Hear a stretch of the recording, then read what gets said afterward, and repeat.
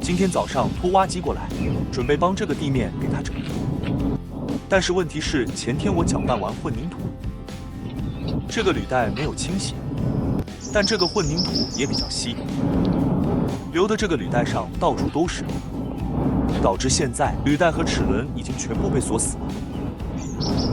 这是 C30的混凝土，2天时间的凝结。再考虑这个徐工挖机的行走力量，我觉得今天这个够呛了，不知道能不能动啊。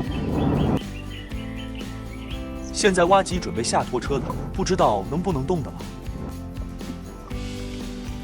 哟呵，今天这个徐工挖机让我刮目相看啊！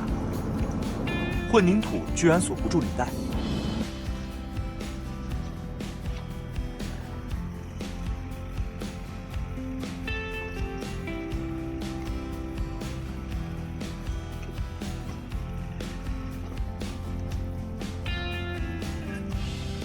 既然履带没问题，那就开始干活。先把挖斗摇一摇。老板说左边这里有根管子，让我给它挖出来。小问题，挖机一抖就搞定。这里还有硬管子，也给它事先挖出来。待会扫平的时候肯定会给它搞断的，倒不如提前挖出来。待会给它埋到混凝土里面，把护坡下面这个沟挖开，把这个水给流出去。再把地上这些横木板和木方什么的，给它清理到一边，再来帮这个坑里面的水给舀干净，要不然待会泥巴填在里面就成了稀泥巴了。再把这个沟稍微加深一点，要不然这个水流不出去啊。把这一切准备工作都准备好了，现在开始整平。先从路边这里开始整，因为这边高，后面那边低。这个泥巴要往后面甩，再来帮左边这个边边角角，也给它扫一下，再把前面这边扫出来多余的土挖起来，填在后面低的地方。今天整平的这个地面的高度要求是只能高不能低。整完地面之后，再打上20公分厚的混凝土，要保证这个混凝土的地面高度比马路要高。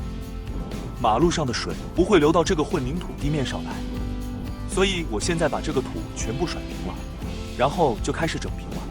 这个多余的土不用挖出去的，填在里面就可以。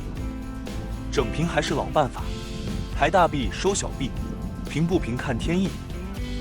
这有一点点稀，所以用挖机不那么好压，我就用挖斗给大家轻轻的拍一下。但是考虑到我这个挖斗的间隙，所以拍的话也不可能给它拍那么平，干个8、9不离10吧。用豆拍紧之后继续整平。这个泥巴太稀了，有一点沾挖斗哎。我挖豆也不是那么特别平。